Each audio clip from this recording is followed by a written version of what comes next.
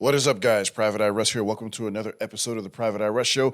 I'm your host, owner, operator, full-service private investigation and consulting firm. Links will be in the description below. Join the Discord server. Things are still winding up there. We're going to be posting more frequently.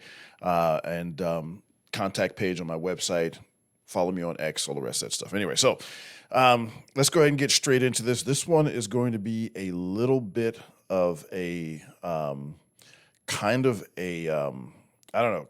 a weird, not really weird story, but this is something that's been going on for a while, but has been growing and picking up steam very recently. I saw this phenomenon years ago, but let's go ahead and listen to this and react to the video. Fair use.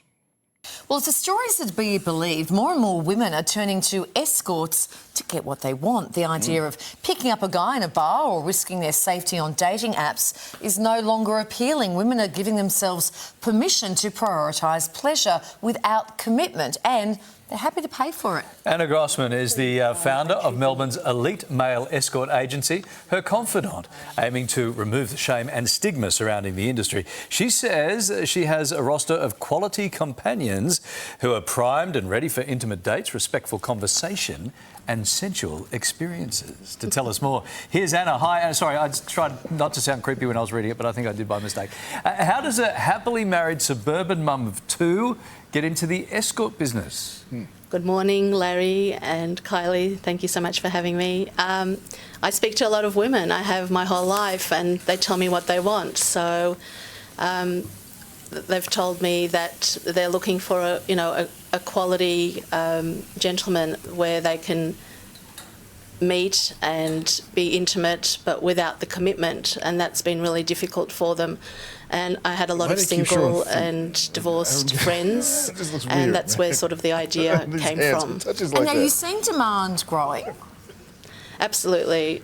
So my first agency I ran back in 2012 to 2018, and we were really busy, and we had thousands of clients. And now this is my second one that I'm doing on my own, and I launched this year. And women are really embracing and really sort of accepting what I'm offering them. Okay, so what are women? So notice something, all right? If it's women hiring male escorts, nobody has a problem with it.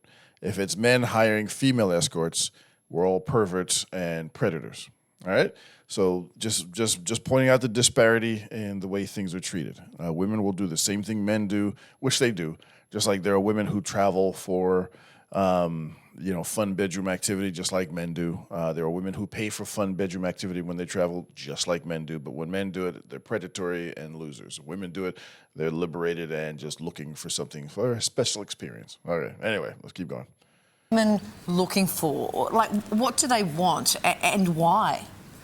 So they're looking for safety. Safety is number one. Yeah. They want discretion in a safe.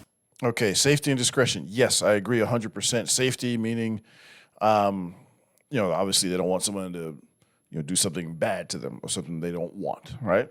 And when you're paying somebody to do this, you're going to get what you pay for. I've known guys, friends of mine, who actually worked like this for a living in L.A., even some here in the sunshine state of Florida, as well as overseas. There have been things like this going on for a very, very long time. I had a neighbor, very wealthy woman, years ago who would hire dudes on a regular basis. Now, she was an executive. I won't say where she was an executive, but she made a ton of money, and she would have guys on a regular basis. And I may or may not have had a couple of women approach me about doing this very same thing, obviously that was years ago. Nobody wants me now. But, back then, I was a better looking dude. So I had hair back then. Now I got some, but not as much. So the discretion part, this is why a lot of women will travel overseas. Women who go to Gambia, women who go to the Seychelles Islands. If you're going into the Seychelles Islands, if they're traveling to those two places, or the Dominican Republic or Puerto Rico by themselves, they're going there because they want some dude who probably doesn't have a lot of money, They'll shower the guy with gifts, treat them well, let them stay at the hotel with them, wine them, dine them, even pay them cash to take care of business for them. And you know exactly what I'm talking about. I'm talking about fun bedroom activity. This has been going on for a long time. It's just, again, when guys do it, we're all horrible people. When women do it, they wind up on the morning show.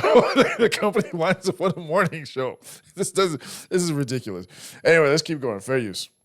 Non-judgmental space with a really... Oh, the discretion part. Okay. Here's where things get interesting, especially from my particular standpoint. Licensed private investigator. I've conducted countless premarital background investigations because people want to know what their spouse or future spouse has been up to before they tie the knot. And fair enough, women have been doing it for a very long time. Men are just starting to catch on to it. Instead of doing the YOLO thing and just roll the dice, they're taking a much more measured approach just because, the cat's out of the bag. And guys understand how much risk can be, associated with choosing the wrong person, right? So the discretion part is they want to be able to go out overseas and do their thing and with random dudes on a regular basis and not have anyone find out about it back home. And so the challenge becomes, as you are, as a private investigator, licensed private investigator, have I put surveillance on women that were traveling overseas? Yes. Have I found out about women that were hiring escorts? Yes. Does it happen on a regular basis? I would say women hire male escorts not as frequently as men do, maybe about half as much. Because let's be honest, most women can just get some random dude whenever they want. But now these women want a very specific look. Obviously, these are going to be good-looking dudes. They're going to be in good shape. Whether they're, white, black, Asian, Latino, tall, short. Everybody's got this obsession with height. Man, it doesn't make a bit of difference. I know guys that are not tall guys, short guys. I mean, okay, they're jacked. You know what I mean? But they do this for a living. They've been doing it for a very long time. And so they've made a lot of money. Some of these dudes are driving Mercedes. One guy I know is driving a Bentley. Now he's working in a place in a very affluent area out in the West Coast. Won't go into details, but he actually subscribes to my, at least to my ex. I'm not sure if he subscribes to the YouTube channel, but if he is, shout out to him. The first person I met that did this for a living was when I was living in the Middle East, and it was an Australian dude. And this guy got paid by some of these women, mostly European women. They weren't going to be Arab or Muslim women. That would be haram. You just can't do that sort of thing. Does that happen in the Arab and Muslim world? Yes, it does. Women doing that? Yes, it does. Not very often. And they're going to be extremely discreet just because reputation is extremely important, especially over there. Even here, it's very important, but over there, if your reputation is sullied, it could cost you your life, right? So they're going to be extremely, extremely careful, and whatever activity they engage in, they're going to do it probably someplace out of their hometown, out of the watchful gaze of friends and family and other people. But this happens a lot. But the discretion part is so that when say American women go overseas or go hire an escort or whatever, they want something quiet. They want somebody who's going to be quiet about what they're doing. They're not posting these things on social media or whatever it might be. That way, when you or I go to, say, get married to them or, wife them up or, enter some sort of long-term relationship with them, we won't think ill of them because of their past. Do they have that wicked past? A lot do. I actually made this post on X recently. I said, I've conducted countless premarital background investigations on both men and women. And most men have extremely boring lives. Most have incredibly boring lives. Most guys never get out of single digits when it comes to their body counts. And that's just the truth. There are some guys who have very high body counts. But those guys aren't trying to hide their body counts. And, so that's the whole thing. Women, on the other hand, there are many women who have life stories and such debauchery and just almost wickedness in their past that a lot of their stories could be X-rated movies or books. Where and so this is a complete difference. So women want to forget that because they don't want guys to hear about that because they know most guys are going to be like, "Ooh, I don't want to marry her. She's been with how many dudes? She did what on vacation? She hired how many dudes to do what? Oh, no thanks." And so there is a it is important, but everybody processes each sex, male and female, processes these things differently. So anyway, fair use. Gorgeous gentlemen, not only physically. When it comes to heterosexual couples, they want to know body count. Men want to know body count. Women don't care because I think they know most men have low body counts. They can tell when they meet a guy if he has a high body count or not. Maybe we'll go into that on a different video, but it's written all over your face. Women can pick up on whether or not you've been with a lot of women. Men, on the other hand, have a very difficult time because women are better at concealing their power level, let's call it, to use the Dragon Ball Z terminology. They're much better at hiding it. And so, but what I've noticed is that gay couples, lesbian, gay couples, LGBTQ plus, they don't really care about body count. They care more about finances and criminal past and places they've lived and things like that. That's more important to them. So anyway, let's keep going. Fair use. But also, who's got a good heart, who really cares, They don't care about the good heart. They want a guy who's going to play the role and act like he cares. Because let's be honest, like the guy's being paid to be there. Just like guys will pay women. There's a term in the dark sider world. Dark siders are guys or men who use ex workers. You know what I mean? I'm talking about fun bedroom activity, fun activities, workers. All right. Anyway, so one is called GFE. It's a girlfriend experience. They will hire women and pay a premium for them to act like they're their girlfriend. Nobody wants the wife experience because then you go there and you don't get any. I'm sorry, had to say it. But yeah, there's a lot of these guys want the girlfriend experience.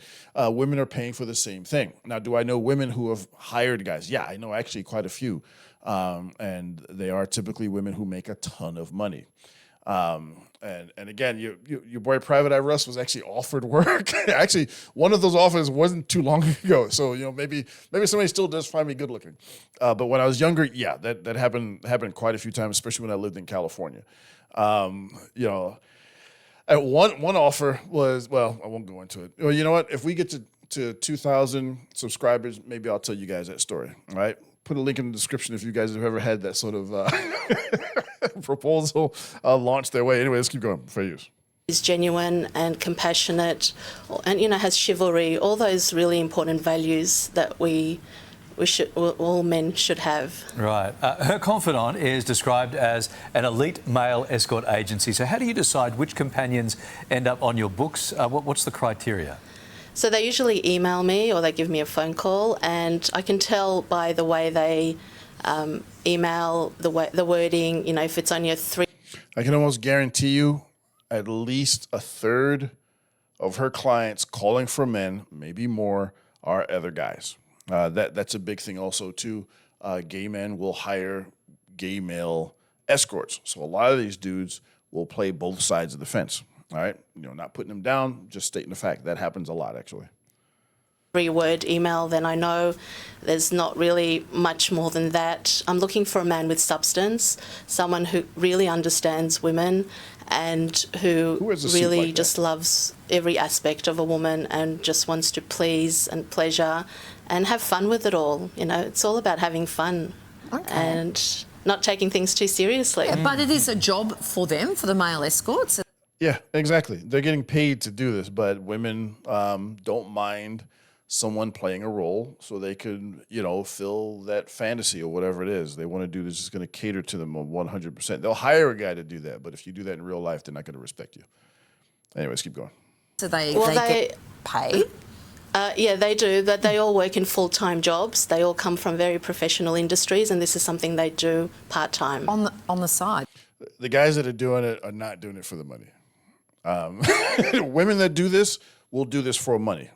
But guys that are doing this is not going to be their primary job because they're just not going to get as much work as women do. Women, when you talk about male escort versus female escort, it's just night and day how much money is put into the female escort side of things versus the male escort side of things. Because let's face it, a woman, even women that might be considered unattractive, can go out and within a half an hour go to some bar and convince some guy to shack up with them, at least for the evening.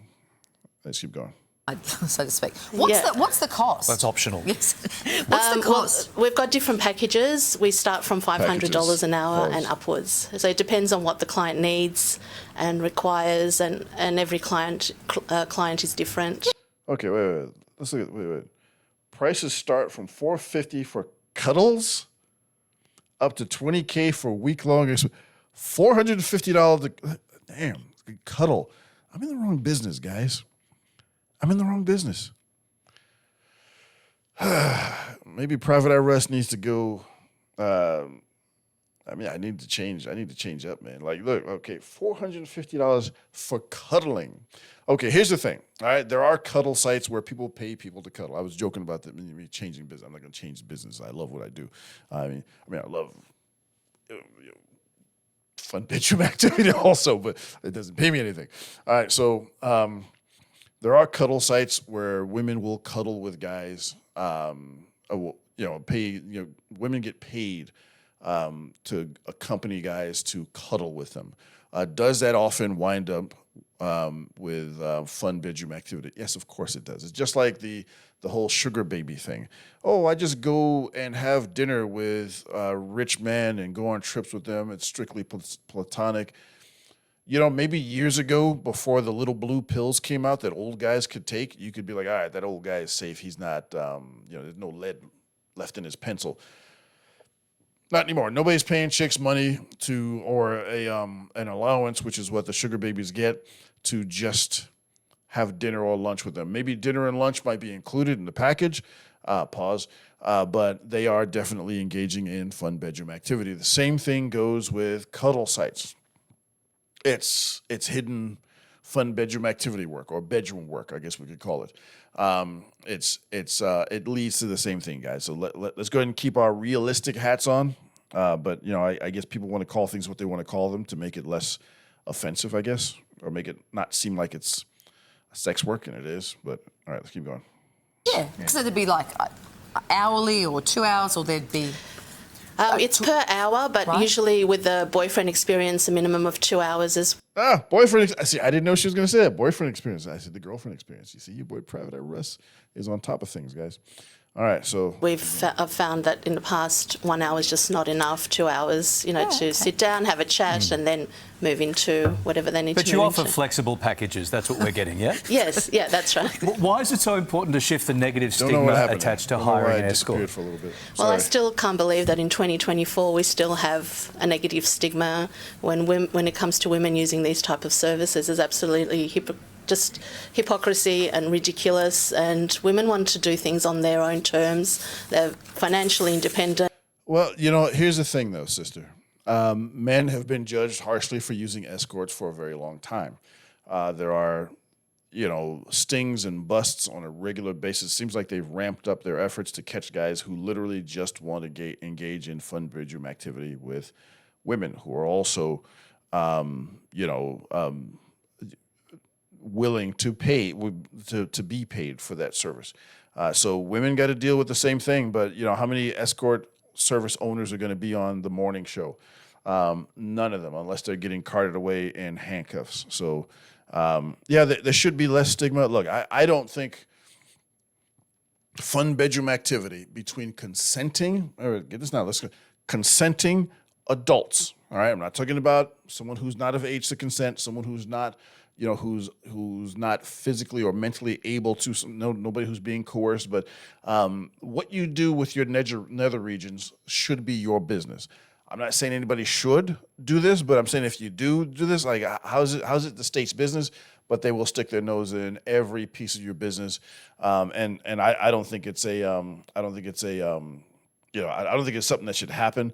Matter of fact, I'll tell you guys about a conversation I had with a politician not too long ago. I actually know quite a few politicians. I do some work for some of them, from protection work to other investigative work, and so I was having a conversation with a person who is anti prostitution, if you know what I'm saying. And so, but they were, they were talking about how it's so evil, it's so bad, and this, and that, and the other thing. And so the counter argument I came up with them, when I was speaking to them was this. I said, okay, but you are pro-choice, right? Meaning pro-abortion. And this individual said, yes, I am. I said, why? And they said, well, okay, because a woman has a right to choose. And I'm not going on one side or the other. I'm just bringing up a point, okay? So don't flame me one way or the other. I'm not making a stance one way or the other. And so they said, okay, woman has the right to choose. I said, okay, so if that woman has a right to choose to terminate a pregnancy, which is, which would end in the death of the baby, that's what's happening. Why can't that same woman choose to give a throat hug for money? And guess what? This person is an attorney. They talk for a living, and I stumped them. And so, there's a lot of hypocrisy that goes in a lot of different ways. I think, freedoms, people have this really weird thing about guys who engage in any sort of, engage a sex worker for fun bedroom activity. But this woman is saying that women shouldn't be stigmatized. I don't think they should. I don't think they should either. But I also don't think men should be stigmatized for doing the same exact thing. Do both parties do it? Yes. Men do it. Women do it. Men do it. Hire them more than women do. Let's be honest, because that's just the dynamic of it. But women do the same thing as well. And so I think ultimately what we have to look at is, the way our society is structured. There's so much that doesn't make sense with some of the laws that we have. In many cases, people will fight you to the death for pro-choice. But those same people will turn around and say that same woman can't take money to give a throat hug. Doesn't make any sense to me. Anyway, it's your boy Private Eye Russ. Wasn't trying to be too provocative, just thought-provoking, but not in a negative way. Please, if you took any value from this video, take some time to hit the like button, consider subscribing, sharing the video, and whether you do any of those or not, please engage in the comment section below. I welcome the comment section. Debate, talk about it. What do you guys think of my argument to that politician? You think I was out of bounds, or you think that was a very good way to put it? See, I used to debate. I was actually captain of the debate team when I was in high school. I didn't do it in college, but I did it in high school, and I'm actually a pretty decent debater. And so this particular person bit off more than they can chew, and they thought I was just a lowly private investigator with no brain power, and I had to stump them and put them in their place. Anyway, it's your boy Private Eye Russ. I will talk to you guys in the next one. I'm out.